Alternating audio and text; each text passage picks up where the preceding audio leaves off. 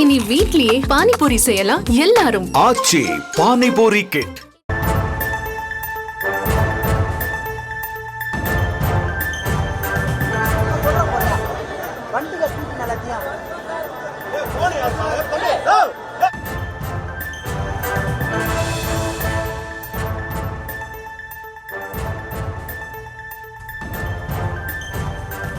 சுதந்திர போராட்ட வீரர் தீரஜ் சின்னமலையின் 269வது பிறந்த நாளை ஒட்டி அவரது உருவ சிலைக்கு எதிர்க்கட்சித் தலைவர் எடப்பாடி பழனிசாமி மாலை அணிவித்து மரியாதை செலுத்துகிறார். அந்த காட்சிகளை தற்போது பார்த்தோம்.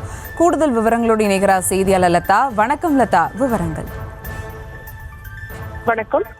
சென்னை கிண்டியில் இருக்கக்கூடிய தீரன் சின்னமலை அவர்களினுடைய திருவுருவ சிலைக்கு கீழ் அலங்கரித்து வைக்கப்பட்டிருக்கக்கூடிய அந்த திருவுருவ படத்திற்கு எதிர்க்கட்சி தலைவரும் அதிமுக பொதுச் செயலாளருமான எடப்பாடி பழனிசாமி தற்பொழுது மலர்தூவி மரியாதை செலுத்தி வருகிறார்.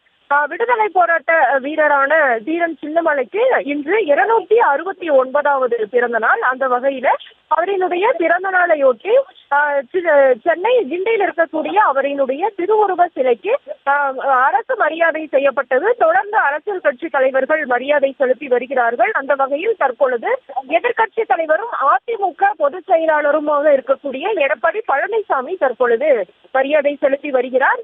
உடன் முன்னாள் அமைச்சர்கள் தங்கமணி, அதே போல ஜெயக்குமார் உள்ளிட்ட பலரும் உடன் இருக்கிறார்கள். அந்த காட்சிகளை தான் நம்ம தற்போது பார்த்துட்டு இருக்கோம். இவரினுடைய அந்த சாதனையை போற்றக்கூடிய வகையில் இவருக்கு ஒவ்வொரு ஆண்டும் அரசு மரியாதை என்பது செலுத்தப்படும். அந்த வகையில சற்று நேரத்திற்கு முன்பாக அரசு சார்பில் முதலமைச்சர் மரியாதை செலுத்தினார்.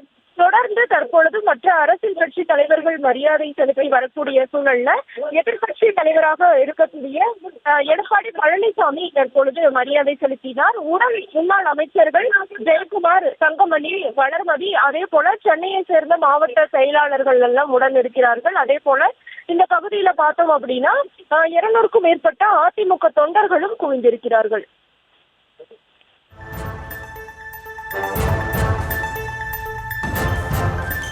விவரங்களுக்கு நன்றி லதா.